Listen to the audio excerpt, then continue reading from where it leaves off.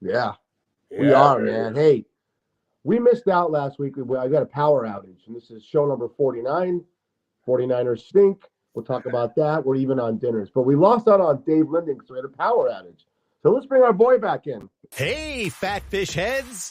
It's time for another edition of the hottest new podcast on all platforms, Fatfish. Sit back and strap yourself in for the wildest ride on the open seas. Now, flap your fins for the fabulous Fatfish brothers, Eric Fish Snyder and Brad Grunny Grunberg, a.k.a. Snacks. there Like we that. are. Hey, You deserve fireworks, man. For you to give up 3 dinners to me when you had a 3-0 lead, all you had to do was one of 3 fucking games, and you couldn't close it out, man. I don't know. What can I tell you? I felt bad because, I didn't want you to spend all that money. As my grandma would say, I didn't want you to spend all that money on me, But I love to spend money on you. So, uh, hey, what we've done. And first of all, how are you? I'm good. It's very stressful, a lot of stuff going on in my life. But, I wake up every day, fresh slate, and I attack.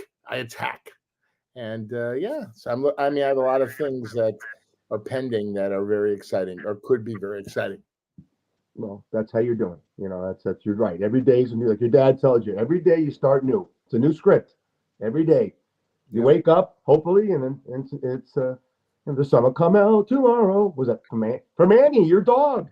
Right. Hey, I always, how you doing? And we talk about our emails, but we have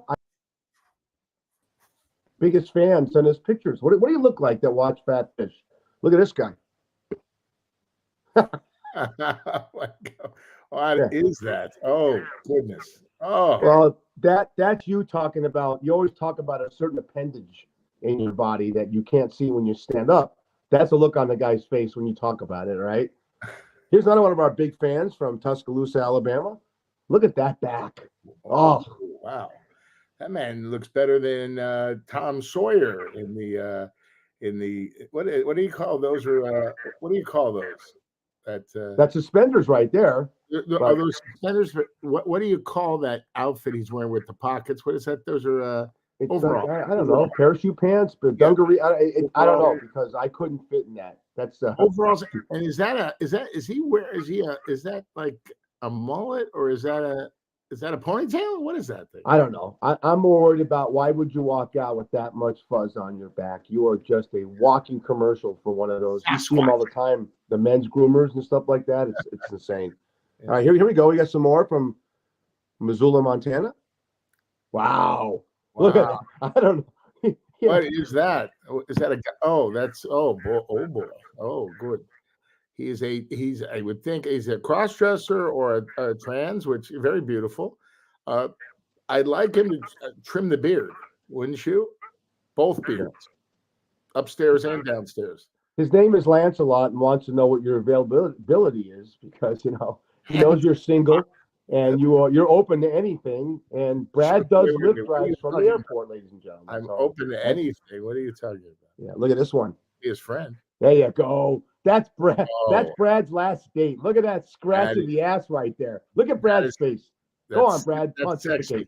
That's sexy. I just want to in a store. That's sexy. The girl goes down to I don't know, clean her asshole out or something. What is she doing there?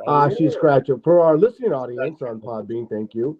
It's a semi-attractive lady. She got a little bit of a girth, but she's sticking her hand down the back of her pants. Yeah, and I don't know what she's going to pull a rabbit out or it's a good scratch. Beautiful. And that's in Montana? Where is that? Yeah. This is the Brad Grunberg Hall of Fame section at Walmart. And that's the when Brad signs autographs, Brad's a warm-up guy for a lot of sitcoms. That's his warm-up right there. Explain, Brad, how'd you find that one? You have Snacks. Snacks could fit on that person's thigh right there. Yeah, I think I think I recognize him. I think he's one of the Laker girls. Look, look at he's got the colors. I mean, Oh my. I don't know. I don't Yeah. even, he walks. Here we go. We got some more. I got two more fans. That Yeah. is in, believe it or not, Boise, Idaho. Okay. Oh, Look at that. That's my kind. You know what? When you say you go, girl, explain Yeah. this to our listening audience. What is that, Brad? that's a girl on a swing with a very large kuro. That means tush. But I like it. I love her. She's cute. She's adorable, and she's looking back over her shoulder to say, "Come ride with me." You know what I'm saying? I'm like, "All right, give me some digits. Let's get it on." You know, Right? it's debatable whether that's a woman or not, but we don't care. We don't go well Doesn't culture it? here on No. Fat Fish. Yes. Here's the last one of our family. This is someone you and I hang out at Nate Now's Deli with. Look at that shirt. Nobody knows. Perfect. Aren't we all lesbians? Because we all love the ladies. You know what I'm saying? And we all. Ah, God, I like that guy. That's funny. That's This funny. is a man, for our listeners. It looks like the actor Ed Asner. If I Yeah, had to give a yes. visual, right, Brad? Yeah, And he's or- wearing a T-shirt that says "Nobody knows I'm a lesbian." I think he looks more like Uncle Charlie from My Three Sons or Freddie. Oh, God, you got it. Right? Wow, that's a reference. Yeah. My Three Sons. Wow. What was it? Chip, Ernie, and Rob were the names of the kids on that? Yeah. Great show, right? Back in the day. Oh, it's great. Fred McMurray. Or he could go Fred Mertz or Freddie Mertz. No, Freddie Mertz was on the Lucy Show. Fred McMurray played the dad. No, I know that. I'm just saying the guy looks like. Oh, he looks like Fred Mertz too. Yeah, but I love the shirt. Nobody knows I'm a lesbian. Oh, I love that. Great. And then we'll talk about, Apple wants to be a sponsor, possibly a Fat Fish. So we have a deal from. I want you to read this for our listeners and our viewing audience. Apple's new release. Apple announced today that it has developed a breast implant that can store the play music, and IT will cost $1,400 to $1,699, depending on the cup and the speaker size. This is considered a major social breakthrough because women are always complaining about men, starting with their breasts and not listening to them. That's great. About men staring at their breasts and not listening to them. It's called the eye tits. I think that's Staring. fantastic. That's a winner right there, man. Yeah. So, wow. All right, pal. We got a little comedy in there. Sometimes we try, and sometimes we hit. And the Super Bowl. Okay, I want to talk about not the game. We all saw the game. Yeah. We all have the Shanahan. What is he doing? Taking the fucking kick, and taking the ball in overtime. What was you go first? What was your favorite Super Bowl commercial, and where did you watch the game? I watched the first half at comedian Bruce Fine's house with his kids and his friends, which I never met these people. I think they're from Central Casting. I don't know. He had to fill the room, but he's a great guy. And then I came back for the second half watching my dad, my 91-and-a-half-year-old father.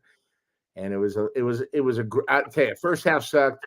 Second half was very exciting. Unbelievable. Yeah. My favorite commercial is going to be the Verizon commercial with the button at the end, Jennifer Beals. I loved it when she was upstairs and she looked down at Aquaman and Donald Faison and I don't know what other guy's name is from that show, but I loved it. They have that campaign. That was my favorite commercial. Maybe close Arnold Schwarzenegger with Danny DeVito. How about you? I got two. One was the Dunkin' Donuts one with Ben Affleck. Oh, that was great. Yeah. It's absolutely epic. Right. And there are actually bars that have contests. That's number one. The second one is there are actually bars that have contests for this. I've seen this. And you can win $100. Do your favorite Christopher Walken impression, one of your favorite actors. And they did a commercial where everyone's talking to Christopher Walken like they're Christopher Walken. Oh, it was fantastic. That was a good one too. Yeah. The Super Bowl, Brad, because it went to overtime, made $60 million more in revenue. Wow. It's the most watched TV show of all time. It beat MASH this past Super Bowl. But wow. Brad Grunberg is a celebrity. No. And they're talking about the suites that were sold to celebrities. at Allegiant for the Super Bowl. There's Taylor Swift suite. There's the Legend of Las Vegas suite. There's the Floyd Mayweather suite, and Michael Rubin, who owns Fanatics and the Philadelphia 76ers. Now, in the Legend of Las Vegas, there was Guy Fieri, Gordon Ramsay, and then we saw it on TV, way in the corner, sitting by himself, while everyone's together, is a guy named Scott Thompson, Carrot Top, who you know very well. He looks so out of place. But if Brad Grunberg was going to sit in one of those four suites, but Floyd Mayweather with all the, a lot of hip hoppers and athletes in there, you had Michael Rubin, who had Brady and DiCaprio, the huge, and then the Taylor Swift suite with Jason Kelsey. Which one are you sitting in? Carrot Top, baby, all the way. I love Scott Thompson. He's my boy. Yeah. Like you say, he looked out of place. He looked in place. He was perfect.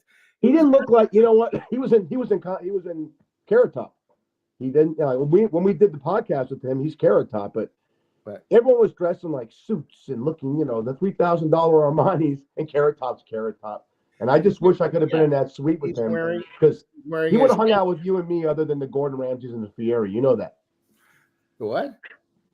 He would have, if we're in that suite, the Legend of Las Vegas suite, and Carrot Top's in there, which he was, he would have been hanging out with you and me instead of talking to the other big wigs of Las Vegas. Wayne Newton was in that suite. Wayne Newton didn't look like Tony Orlando should have been in that suite, but he wasn't. I don't think he was there. But no, I thought Scott Thompson is a legend in Las Vegas. Oh, I mean, Wayne Newton and Carrot Top, and Scott Thompson is his real name. I call him Scotty Boy. But yeah, anytime you're with Scott, you have a good time. Didn't we have a great time doing the podcast with him? Sticky Paws. Please go back. I think this podcast, God, it's going to be in the 30s.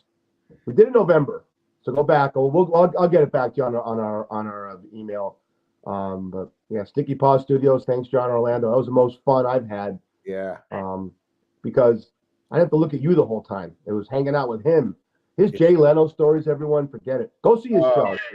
Brad's seen his show 140 times. I've seen it twice. Phenomenal.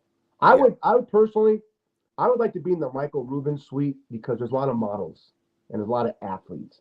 Mayweather has his crew. Yeah. The Las Vegas Legends, great. Okay. Swift, I hate Kansas City. I'm a Raider fan. Can you tell?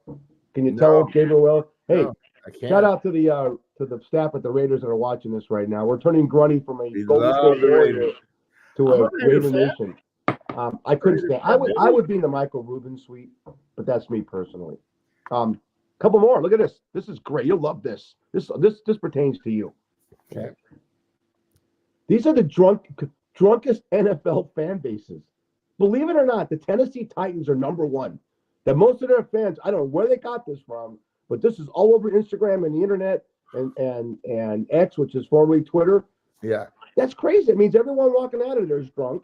And the lowest one was the Chiefs.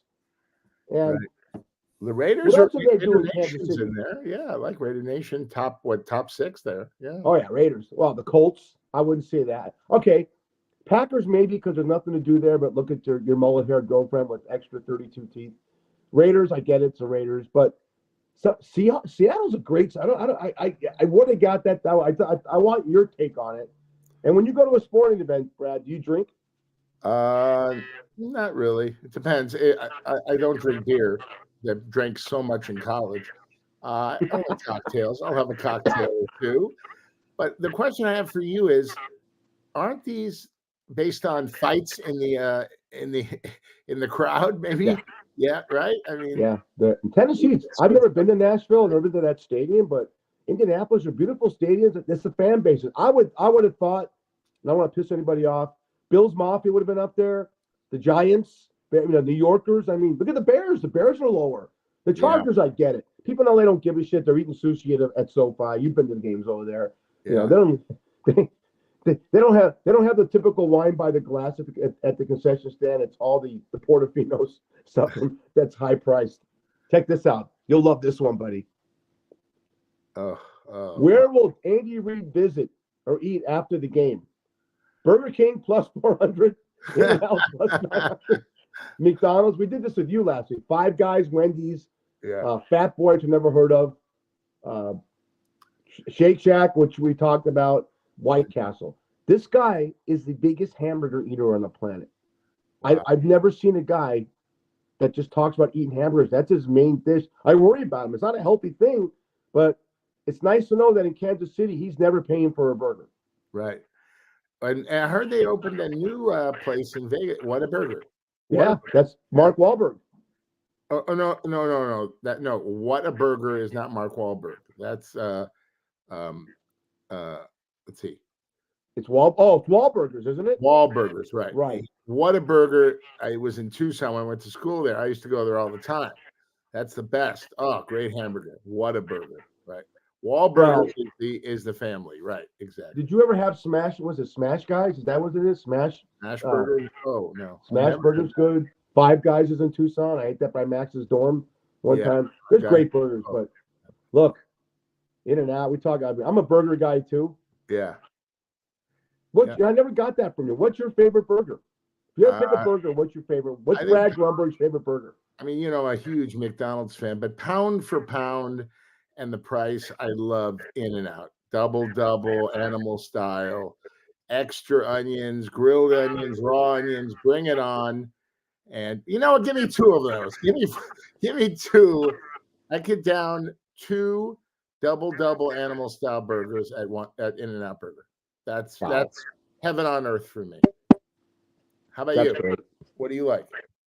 I'm a big fan. I'm a big fan of whatchamacallit. I love Five Guys. I love it. I love Five Guys. I like Smash Burger. I like the burgers that I could actually build myself. That's huge for me. And I mean, look, I like cooking my own burger. I like grilling. So, what are you gonna do? To me, it's You get the special meat. You get like veal in there with the ground beef and mix it together. What do you do at family events, like 4th of July parties? What do you? I cook a great turkey burger. Oh, and I put avocado and fresh onion on it. Oh, that's and great. I melt pepper jack cheese on the grill on top of it, and I grill the corner on top. Look at this guy; he's ovulating. Ooh, I'm popping a chubby right now. Oh boy, that's funny. Oh, that's great. Let's change gears a little bit. We're doing topics today, and we're going to get into some family stuff. And sometimes you got to get real on this show. And I'm going to lead with these two guys and lead in something that happened at the Chiefs parade, which I want to just I'm sick over. But look, shout out to these two guys. Brad, if everyone knows who watched the Chiefs parade on Tuesday, there was a mass shooting where a poor young lady was killed and 22 were injured. And these two guys, Trey Filter on our left when you're watching this, and Paul Contreras on the right, they tackled one of the guys and put their lives on the line while he's shooting. Yep. And it brings up something that is going to piss off a lot of our viewers because there's 215 million gun carriers in the United States, and I'm all for that.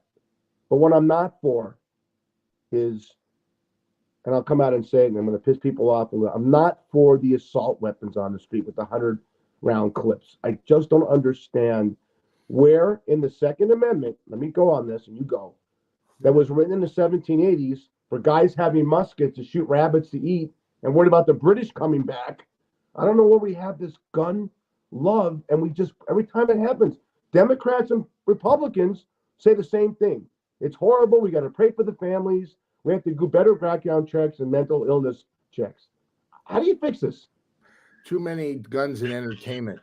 You see these, movies, you see these TV shows, and they glorify it, and these kids see it. How about the video games, right? Call of Glory, all this crap.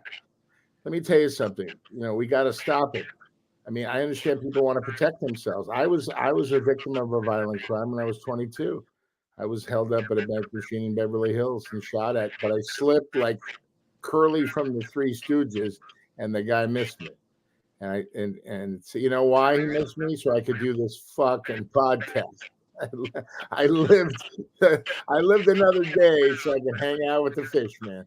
But no, when you're a victim of a violent crime, it's one of the scariest things that anybody could ever go through. I just want to do a shout out to Lisa Lopez, who's a DJ in Kansas City, big, a radio personality, a wonderful woman, beautiful family member. They talked about her. She was just there celebrating. Wrong place, wrong time. And by the way, they arrested two juveniles. Juveniles had these guns, man. And it's just unbelievable. You're there to celebrate something so wonderful, and look, somebody loses their life. It's terrible. Let's get a little controversial. We controversy here.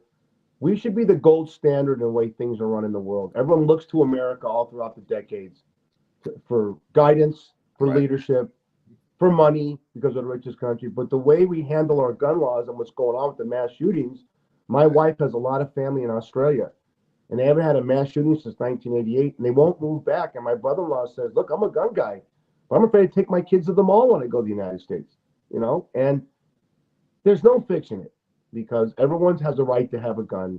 Right. I read Mein Kampf from Adolf Hitler. Interesting read.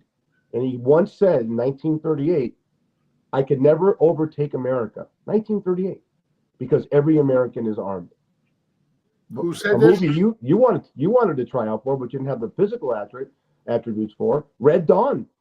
That's basically a story about young Patrick Swayze and C. Thomas Howell. Go back and watch that movie in '84. Yeah. The Russians and the Cubans land, invade the country, and they defended because every American was armed. I get that. I'm not against taking your guns. I'm against trying to figure out a way where we can be safe, and I don't think I can. No, there's no answer. Zero. There's too many guns in America, and I love Australia. They know what they're doing. No mass shootings. 88. I think. What's the other? Oh, also New Zealand. I guess that's part of Australia. It's like Orange County, Los Angeles or San Diego. But I talked to a member of the NRA just to prepare myself for this. They said, you know what, Fish? That's great. What you say is great because all of us that respect guns hate these assholes that do this and makes us look bad. Because it's true. 99% of gun owners are responsible. But then he made the stupid comment that I hate, that I always say. If you took all the guns away, people would be killing each other with knives. I said, no one's going to shoot knife 22 people and kill someone without getting tackled. Yeah. Unless you're Jet Li or one of these great, you're Schwarzenegger or what's his face, Stallone in the movie where you're a superhero and you have it's just not happening. It just bothers me because we grew up in a time we had gun shootings back when we were kids, stuff like that, but because of the anger of this nation and the lack of leadership on both sides, I got to get real with you. I don't know how to fix it, and it bothers me because I have a young son and a granddaughter, and you want to see them have a future without fear. Yeah, there's just too many guns in this world. What about the school shootings? How about the mother and the father that buy the kid the gun? Right? They don't lock it away. What are you buying your son a gun for at that age? He's mentally ill. He takes the gun and kills four people. Hold that thought. I got to let Molly out because she gets jealous when we're doing that. She jumps on the window. Would you look into the budget a dog It's walker? unbelievable. Well, I can't. She's too big. What's wrong with you? Molly's your size. You met her. A multi-millionaire. Why don't you get a dog walker, man? All right, sweetie. Let's go. Molly is the sweetest Goldie. Oh, so sweet. But no, it's crazy. Valentine's Day with Brad, and Annie's got chicken nuggets and his little Valentine's with that. It would be that way. This guy's talking to himself. I took the floor when you moved Molly outside. I would love people's comments. I would love people to send you in the comment section what they think about guns. I mean, I'll tell you something. When a person uses a gun, the intended target usually gets away, and the mother or the little baby driving by in their car, they get killed. It's always the person, the wrong place, wrong time. It's horrible. It's such a loaded question. It's such a loaded subject. It's horrible. It's horrible, but I want to attack it because I was. The topics, and someone said, "Fish, what's your Brad? You and Grunny seem to go through life happy-go-lucky, but we have the same fears you do." And Brad was the victim and shot at, and it's scary. Yeah, but it's very no, It's a scary world right now, and we try to bring entertainment. At least I do. He's can't wait to get out of here so he can go eat. So and then we got let's segue to this. It looks like you'll love this meme. We're gonna have a steel cage match in November of 2024 of two 80-year-olds. I got to ask you this question first, and I'll get to the meme. When you're 80 years old in your 80s, why the fuck would you want the job of being the president of the United States when all you should be doing is being on a golf course or going on a cruise, hanging with your wife, the grandkids? It's the most stressful job on the planet. Jill Biden said, Brad, quote, "My husband gets a phone call almost every night at 4 or 5 in the morning. He loses sleep. It's very sad." Well, wait a minute. You knew that when you took the fucking job. Right. Now, here comes round two. So let's do the tail of the tape before we give your thoughts. This was taken a couple of years ago. Trump goes at 6'3", Biden's 6 feet. Trump, it was 236, Biden's 211. Age was 70 and 73. Well, now it's 79 and 82, Right. This is Trump's quote. When he's Mr. Tough, okay? When he's standing behind a microphone by himself. And then Biden said, "I wish we were in high school and getting behind the gym. I'd knock the shit out of him." God. No, Biden, I voted for him. I like him. He's done some great things. He was handed a shit show by Uncle Lumpy Trumpy. But, I think both of them are too old. I told you when I met Trump. Did I tell you that story? I think I did. Yeah. I met him too. I told you that story. Oh, yeah, that's right. When he came into Mom's, yeah. Yeah. No, he claims he doesn't drink, Trump. I don't believe anything he says. I don't believe it. I think he does. With Stormy Daniels, he had a couple of cocktails before they did the nasty. I know. I was in the room. My favorite Trump line is he comes out and he says, "When I become president in 2024, I'm gonna go after Crooked Joe because of his dealings with Hunter Biden." And they asked Biden what he thought about that, and he goes, "If I were him," he goes, "I'd be more worried about him and Bill Clinton seeing these tapes that Giselle Maxwell has of them with 15-year-olds on Epstein Island." And Yep. Trump says, "What am I worried? What do I have to be worried about? I was divorced at the time." Oh, he didn't get it that they're 15-year-olds. 15, yeah, he doesn't care. But remember when the great thing about Uncle Lumpy Trumpy is, remember the stock market crashed, 2008 or whatever, or real estate crash. He'd already cleaned his portfolio. He sold out. He didn't lose any money. And he always is the guy that never loses money, always wins. He's such a liar. We all lose in life, I mean, it's ridiculous. I mean, absolutely ridiculous. And who buys all this crap? He's got a huge following, dude. He's got a huge Piper following. Stop talking for 1 second. Any politician's full of shit. They don't give a shit about us. They care about getting reelected, correct? And to answer your question, they might be in their 80s, but let me tell you, they have both of them have huge egos. And to be president, they have enough money. They don't need this job. Look at Obama, greatest president we've ever had. I loved him. I love him today, and his wife. Look how much it aged him 8 years in office. Wow. Have you seen a picture of him lately? Damn. And he's in good shape. I haven't. I know Biden's age. I can see Biden's age, and he's tough. He's a tough guy. They both have charisma and what have you. I just don't. Look, this is going to sound horrible for our older audience because, look, I'll be 64 and you're 38, but you're getting up there. I'm glad that older people could do things and be active. Yeah. But I'm always for the younger mind. I want to know what the younger mind thinks because you got to relate to them. They're the future of your country and what have you. And do you relate to the TikTok generation? And you're right. Was it Teddy Roosevelt who said, let me get this wrong. Someone's going to come on and correct me in a comment. I'm a politician, quote. Yeah. If I'm not kissing your baby, I'm stealing their lollipop. And that's one of the greatest lines. It's just what you said. They're all special interest groups. Hillary took money from the NRA, but they're all taking, every single politician has taken lobby money. That's fine. That's part of your campaign. But what are you doing?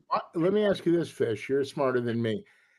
This crazy politics. How does a guy named George Santos get in the party with all of his? Does anybody do a background check on this fucking asshole? No one did a background check. I mean, he's in Congress. What is going on here? Georgie Porgy, they got you, motherfucker. I mean, it's like he snuck into the movies. You know, he snuck in. Here's what we lack, and we'll move on, and we get some better, more lighter things to talk about. But it's good to get, because people say, we want to hear what you and Grunny think about life, because you've been there. When Reagan had Tip O'Neill as a Speaker of the House, and I'll go into Clinton and Newt Gingrich, right? They both said, you know what? Newt Gingrich and Tip O'Neill said, quote, Tip O'Neill said, I couldn't stand President Reagan. I thought he was a son of a bitch. Same thing with Gingrich. I couldn't stand Bill Clinton. But they both said, at the end of the week, and the end of the day, we did what was right for the country. You don't see both parties getting together to do what's right for the country. It's all anger, and it's all agendas, and who suffers? We do, you know? Yeah, and at this point in the world, and then at this point in our lives, we need to all come together and to fix this shit. I mean, Ukraine, Israel, all this stuff, the poor people of Palestine. I mean, all this crap. But the thing we're doing is, you know, Uncle Lumpy Trumpy split the country, right? We got the people, you know, these people that love him, hate Democrats. This is how we're going to do it. This is not a time to be, you know, divisive. You know, this is the time to come together as one. It's the United States of America. We're all Americans, and we all got to come together and make this world a better place. I mean, they're laughing at us around the world. You know that. They're laughing at us. I mean, you know, I look at well, they're laughing, but you know, they still need us at the end I talk to people in my lift who come pick up from the airport. They're laughing. They're laughing. It's sad. It's the greatest country in the world, but people are laughing. And you know, I would love to get a Beto in there, or Gavin Newsom, or somebody young. It's time. These old fogies, they did their stuff. It's time for them, you know, to be, you know, kind of ride off into the sunset, right? Yeah, well, you know, that's it. It's I don't know, riding into the sunset. If you're capable of doing the job, like I said, no, you know, someone could come on and comment and say, why are those two assholes, Fish and Grunny, on there? They should do a guy that looks like Fish at 25 and a guy that looks like Grunny at 25. But then they wouldn't have our wisdom. It'd be more like, did you see the TikTok video that they're bringing the guy back that made a lot of money during COVID when he was drinking cranberry juice on a skateboard and singing Stevie Nicks songs? Remember that guy? Oh, I love that guy. Every generation has their shtick. We live in the past, you and I, because the past was good. You want to move on? I think we should. Okay. You know what? One thing Trump did say, he walked down a couple of years when he was the president. He walked on the steps of the White House, and he looked up, and one of the White House reporters said, "What are you smiling for, Mr. President?" He goes, spring training's starting today. And he goes, with all the stuff going on, you're thinking about baseball? He goes, yeah. He goes, because when spring, the weather's going to start getting good, and baseball is what this country's about. And it's the one thing I agree with the guy about baseball starting for us, Dodger fans. I'm going to come to LA. I'll tell you what. Please don't. We're going to go to a game together. That's a promise this year. And I can get tickets. And we'll do a podcast if they allow us. Just sitting in the stands. Not you eating Dodger dogs and peanuts and all this shit. But look at the starting lineup. You're going to have Mookie Betts, Freddie Freeman, Shohei Ohtani, Max Muncy. And then Will Smith, not the actor, the real Will Smith, the ball player. Yeah. Yep. We're going to have a fucking great team, don't you think? Great team. I love the coach, but here's the problem, Fish. We always find a way to lose. We did win. Relax for a second, tough guy. We won during COVID, right? We won in 2020, okay? But I think we should be a dynasty like Kansas City Chiefs. Look at we're so top heavy. We have, and then what about Otani's best friend from Japan? Miyamoto? What is Yamashiro. Yeah, Yamashiro. Oh, he's great. Pilot. Wait, Tyler Glosser they got from Tampa Bay. They Awesome. bring Kershaw back. Yeah. Their budget, their payroll for this year is the same as your food budget for a week, $440 million. My hamburgers, just my hamburgers. Listen to me, buddy. Here's the story. It doesn't matter how much talent you have, okay? It's how all these guys play together. That's why I love Steve Kerr. Look at all these superstars, and they all pass the ball. They all get touches, and they play as a team. They win as a team. They lose it as a team. But you, sir, I'm telling you, the Dodgers have been loaded for a couple of years, and they always find a way to lose. Something happens. I'm a big Dodger fan like you. There was a pubic hair difference. LeBron James was this close to being a Warrior. I know you heard that. That was all over the LA news, and I thought Brad's going to go crazy. That happens by the time we do this podcast. Brad's going to have LeBron's picture in back of him on his wall. I mean, it came really close, and LeBron nixed it at the end. I'm thinking, I don't know what they would have given up because he's almost 40 years old. I didn't see what the package was, but Draymond Green, Klay Thompson, Steph playing along with LeBron is something that would be great because you look at these look at the Suns. You got Beal, okay. You got Kevin Durant. It's just crazy. Look at all the great Kyrie Irving on Dallas with Doncic. I mean, it's crazy.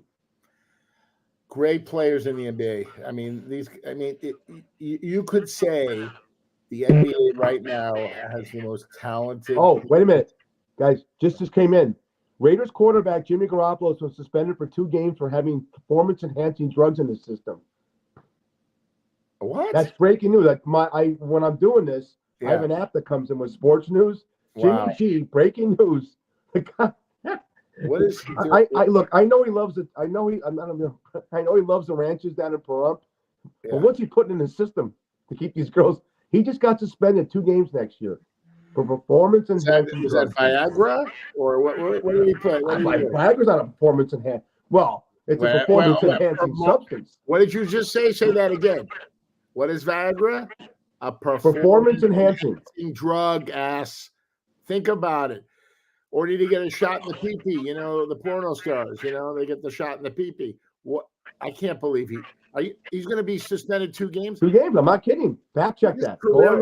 He's it just came up. Is his career over? I mean, look, he's not a member of the Raiders. We're jumping back and forth between basketball, baseball. I'm melancholy because I'm a big giant football fan, and now I have to go through 8 months of talking to you and not having football. We'll get excited about the draft, but I'm going to root for your Warriors. They had a big win the other night. They're an exciting team. Say what you want about Steve Kerr. That team is always ready to play, and they're exciting. And you know what?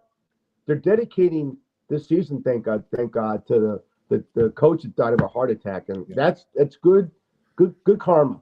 A lot of the coaches, Steve included, went to Serbia for his funeral, and I thought that was wonderful. I mean, he was so loved in San Francisco, and fans love this guy, and it's just such a shame. Every day's a gift. You and I have talked about that, right? Don't sweat the small stuff. Get rid of the shit in your life, all the people, because one day you're here, one day you're gone. And that guy was at dinner. He was at dinner with the other coaches and the team, and that's it. Drop dead. Fish. That's why we're doing this show, buddy. Touch live.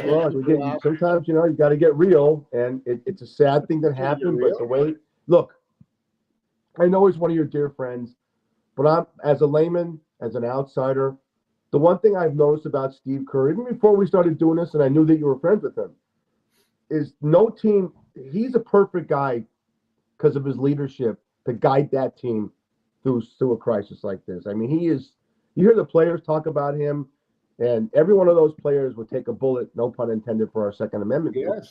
They take a bullet for the guy. And, I can only, what I saw about Steve Kerr is you went to go see them play the Clippers. They lose, and he comes out and does a comedy skit. Some coaches wouldn't do that. Some coaches take losses, and he had enough class to come out there and do a little gig for you on your phone that we could put on the show.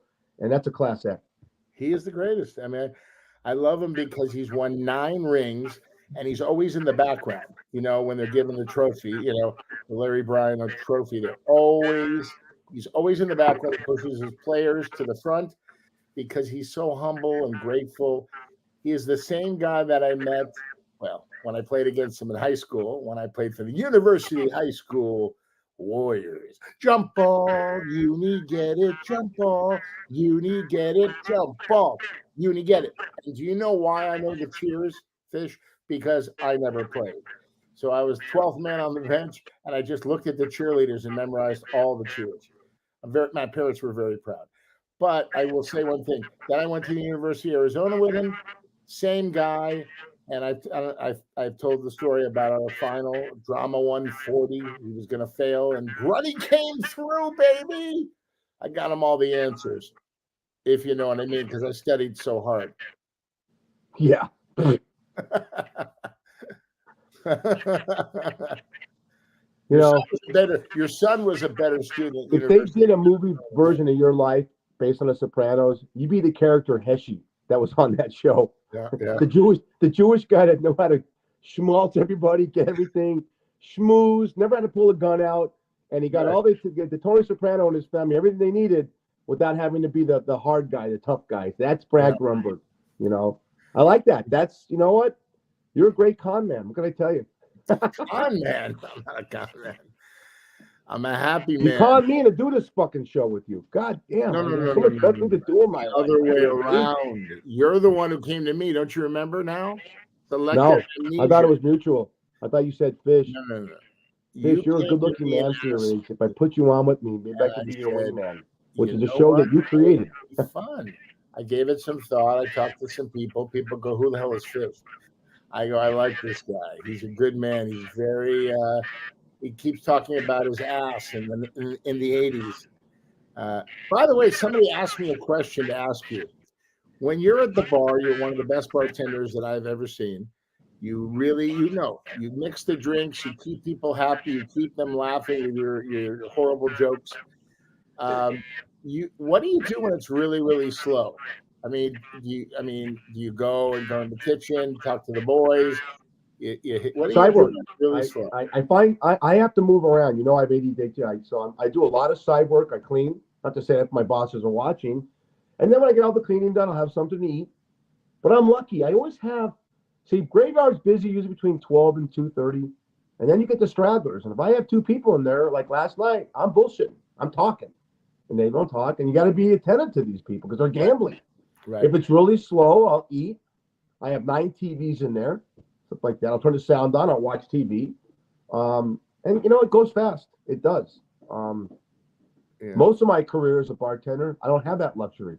It's always busy, stuff like that. But yeah, you got to be on your toes to be a bartender. I mean, yeah, I'll tell you do. You there's got really to multitask. You got to read the room. Reading the room is the number one moniker I could ever use for bartending. So, all right, I got a question for you. Okay.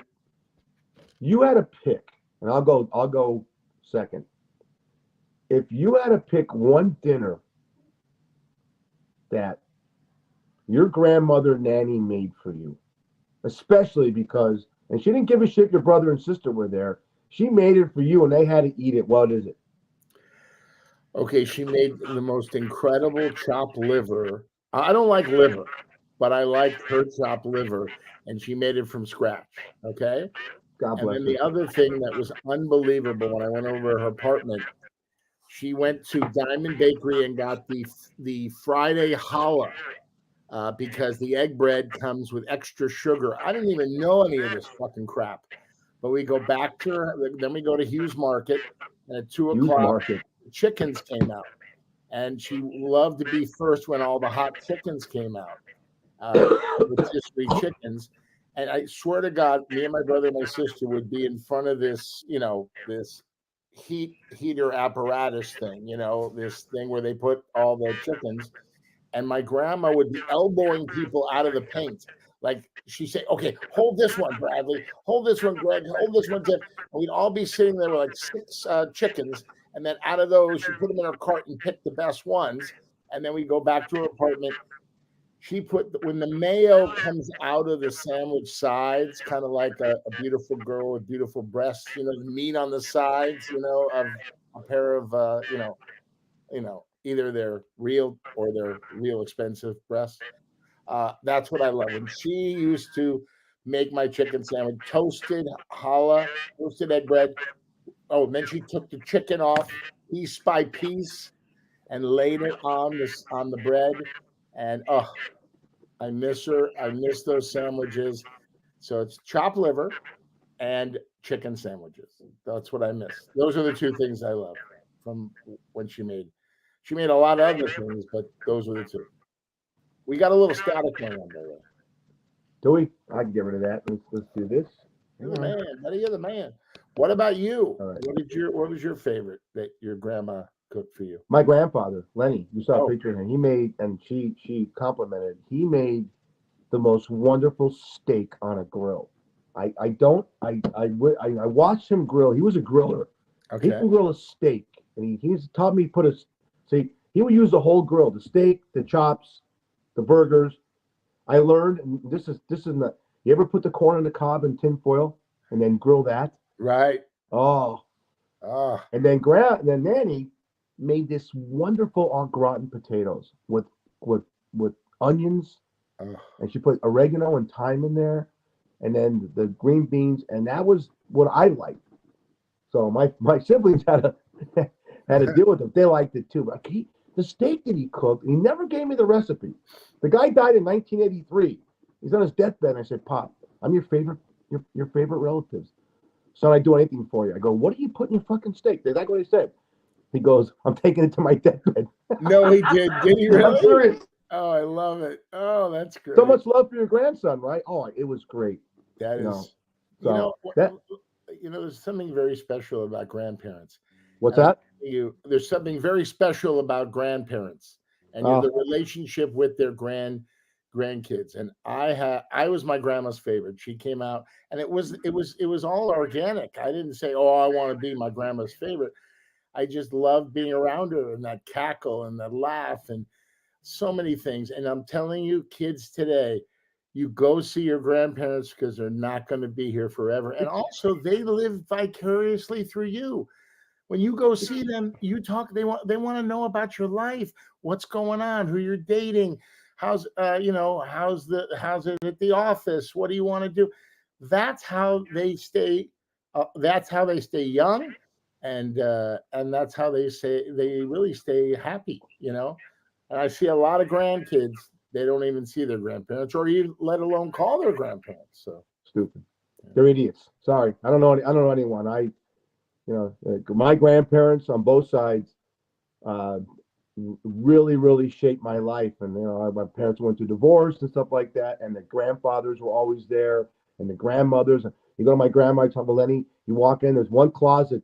Did Nanny Klein ever have this? The one closet had the mothballs in it. Yeah, it's like, what the fuck is this? Then you say, okay, is that smell from the mothballs going to get into the kitchen when she's cooking the liver and all that shit? It never did. The plastic on the sofas. Plastic on the sofas. Unbelievable. I go, Nanny, I want to sit on the plastic. I go, and then my grandma, when we leave, she draw the shades. I go, Nanny, why are you drawing the shades?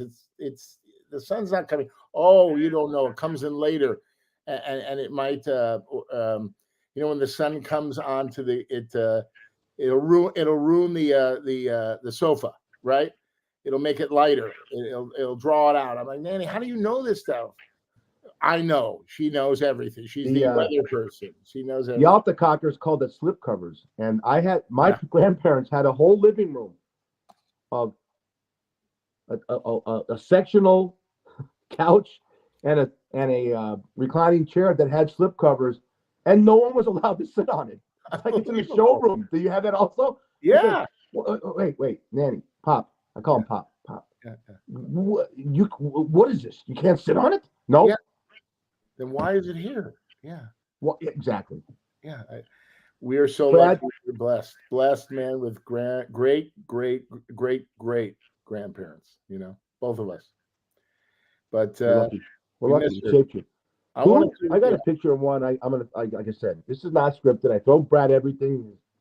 Uh-huh.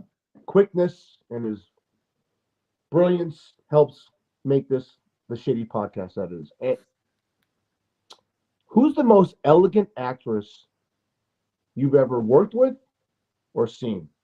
Could be someone from the past. Elegant. There's one. There's one. Jessica Lansbury. Murder, She Wrote. Oh, The best. She knew everybody. Okay, so I was a background Angela artist. Lansbury, you mean? Angela, I'm screwed. Jessica. Who's Jessica Angela Lansbury? Lansbury. Angela Lansbury. Sorry. Okay. Murder, She Wrote. Yeah. I was a background artist for 2.5 years because I wanted to learn. I wanted to learn the set because acting class doesn't translate to a set. So many other things are happening on a set that you don't experience until you get there. So my acting coaches were Angela Lansbury, and you won't believe this other one, Scott Baio. Okay, Charles in charge. Scott Baio. Yes, no. Scott Baio is the most amazing guy. He treats his crew great. He knew his lines. All the actors loved him. And I was a background artist in the pizza parlor, and I would just watch him all day. And he was the nicest guy. And I still, whenever I see him, I mention that and we laugh. I can't stand the guy. I got a bad story. Well, he told me he can't stand you. Well, let me tell you, you go. It's not what you think, but go ahead. Keep your story. I'll tell you why I don't like. Bottom line is, you asked me the question. Angela Lansbury taught me so much. Do you know she was on point, always on time, knew the crew's name, first and last names, and then when she would work with the actor, she knew her lines and the actor's lines that she's working with. That's unheard of. Her lines and the other actors' lines. And she was executive producer. She ran a great set, top-notch food. I worked with Tom Bosley. I worked with so many legends. Everybody wanted to be on Murder, She Wrote because of her. So that's my girl. Do you think that because what you're just telling me, do you think her professionalism rubbed off on you? You know everyone else's lines. You're a true professional at your craft, right? Absolutely. Listen, if you don't learn from the people that come before you, then you're doing yourself a disservice. I have friends that go, no, they have egos. I'll do it my way. You don't know what the fuck you're talking about. Trust me, they slip and fall. Okay. All right. I hate know-it-alls. I hate egomaniacs, narcissists.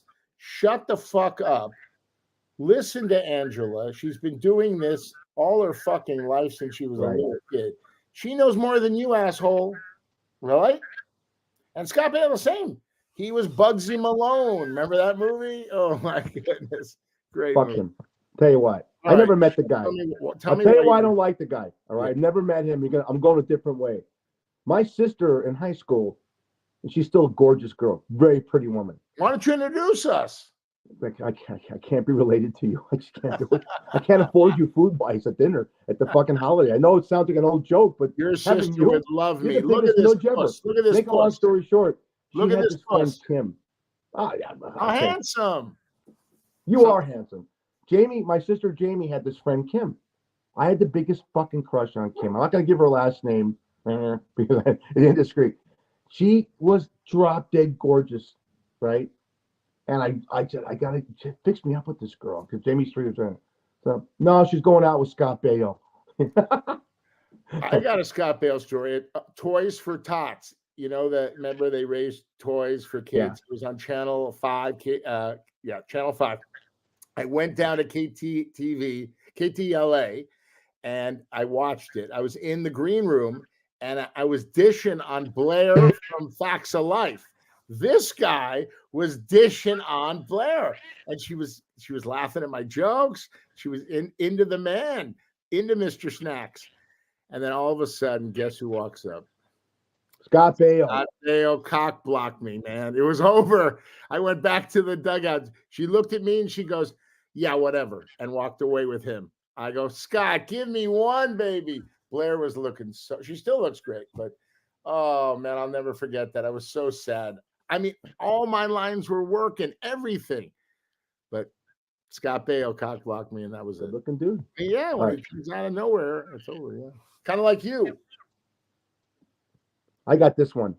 And we got to finish this up. I got two great memes about life. I want you to go. One's about an actor. I want you to comment. But this is that's Greta Garbo. Wow. All right. One of the most famous actresses of all time. And I'm into watching the classics. I love everything from Casablanca, from Here to Eternity, On the Waterfront. I think those actors set the tone for the Brad Grunbergs. And the Montgomery Cliffs. And she was so elegant. And the way she held her cigarette and some of the films she did, she's Swedish, she just set the tone. And where I'm stealing this from is I was watching The View, and they're talking about great actresses, the Audrey Hepburns, right? Elizabeth Taylors, the Greta Garbos, and it's somebody. You're right. Angela Lansbury had it. I want these actresses nowadays to go back and see the ones that laid the foundation. Yes. And the way that professionalism. Here's a guy. This is this guy's birthday. I got one more meme after this, but I'm going to do all the talking because I do all the talking. Let me know if you ever worked with this guy and what he That's meant. nothing What do you new. think he means to this business for you? Happy birthday, Oh, Joe Pesci. best. Love him. Did you ever work with the guy? Never worked with the guy, but my grandma and I, our favorite Joe Pesci movie is My Cousin Vinny. Oh, He was so good. My grandma cackled. I took her to a real theater, and we laughed like you wouldn't believe. My grandma loved Joe Pesci. Oh, he was so good in My Cousin Vinny as the attorney. Was that a great movie? Go back and watch that, folks. You will love it. You know what's interesting, Fish? All the old movies, 80s, early 90s movies are so much better than the crap they're putting out today. Oh, these Marvel and all these Dune 2. They just reboot everything. It's like with younger actors, and it's like enough. It's the original, baby. Rocky 1, right? I mean, and these comedies like Eddie Murphy with Trading Places and Beverly Hills Cop, and oh my God, I mean, who was him and Nick Nolte in? What was that? Remember him? 48 hours. 40. Oh, I mean, 48 hours. I mean, you're done. Remember, he what's his name? Gets Eddie Murphy, and he's got the money. I got the money. I got this.